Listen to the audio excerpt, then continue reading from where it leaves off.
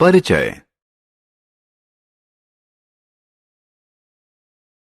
हे जैकी, यह देखो। यह गेंद जैसा दिखता है, लेकिन यह असली गेंद नहीं है। फिर यह क्या है? हैरी, यह फुटबॉल की छाया है। यह इसलिए बनी है क्योंकि फुटबॉल ने सूरज की रोशनी को अवरुद्ध कर दिया है। इसलिए आओ, अब छाया और इसके बनने के बारे में कुछ जानते हैं। आओ सीखें। छाया को पहचानना, छाया के निर्माण का कारण बताना, प्रकाश के स्रोत के आधार पर छाया की दिशा जानना। छाया। नमस्कार दोस्तों, सबसे पहले यह चर्चा करते हैं कि छाया होती क्या है। दरअसल छाया एक अंधेरा क्षेत्र होती है जिसका निर्माण किसी वस्तु द्वारा प्रकाश के अवरुद्ध हो जाने के कारण होता है।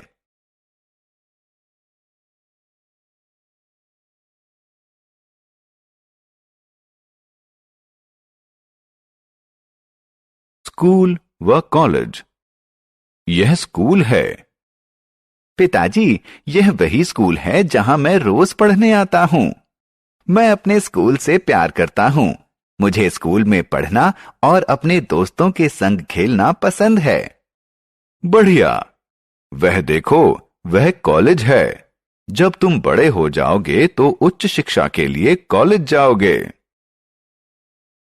छाया अपनी दिशा बदलती है। आपको यह जानकर आश्चर्य होगा कि प्रकाश के स्रोत की दिशा बदलने के साथ ही छाया की दिशा भी बदलती रहती है। उदाहरण स्वरूप, जब सूरज पूर्व से पश्चिम की तरफ जाता है तो पेड़ों की छाया बदलती रहती है।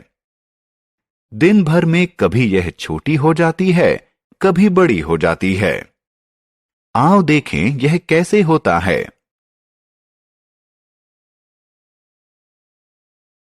सुबह के वक्त छाया। जैसा कि हम सब जानते हैं कि सूर्य पूर्व में उदय होता है। सुबह सूर्य पूर्व में होता है, इसलिए चीजों की छाया पश्चिम की तरफ बनती है। अब जरा इसकी लंबाई देखो। ज्यों-ज्यों सूर्य पश्चिम की तरफ बढ़ता है, छाया का आकार बदल जाता है।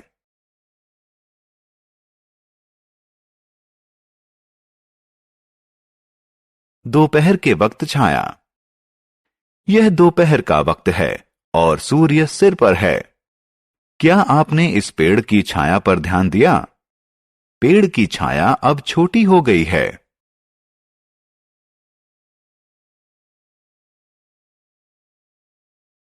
शाम के वक्त छाया। दोस्तों, हम सभी जानते हैं कि सूर्य पश्चिम में डूबता है, इसलिए शाम को चीजों की छाया पूर्व में बनती है। इसलिए दोस्तों, हमने देखा कि जैसे जैसे सूर्य अपना स्थान बदलता है, वैसे वैसे किसी छाया का आकार भी बदलता है।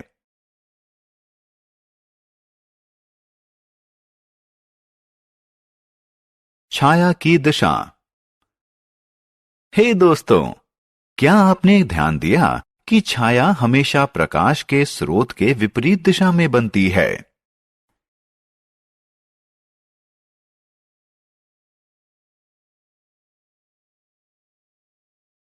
हमने क्या चर्चा की? छाया एक अंधेरा क्षेत्र होती है। जब प्रकाश किसी वस्तु से अवरुद्ध हो जाता है, तो छाया का निर्माण होता है। यह दिन भर समय के साथ अपनी दिशा और लंबाई बदलती है। यह सदैव प्रकाश के स्रोत के विपरीत दिशा में बनती है।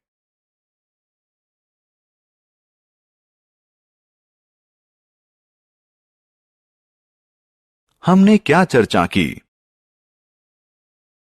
हमारे चारों तरफ के सभी स्थान और लोग हमारे पड़ोस में शामिल होते हैं।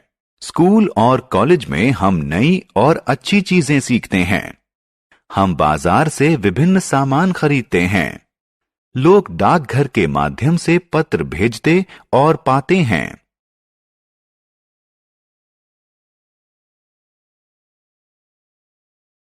अस्पताल में डॉक्टर मरीजों का इलाज करते हैं और दवा देते हैं। लोग अपना धन और आभूषण सुरक्षित रखने के लिए बैंक में जमा करते हैं।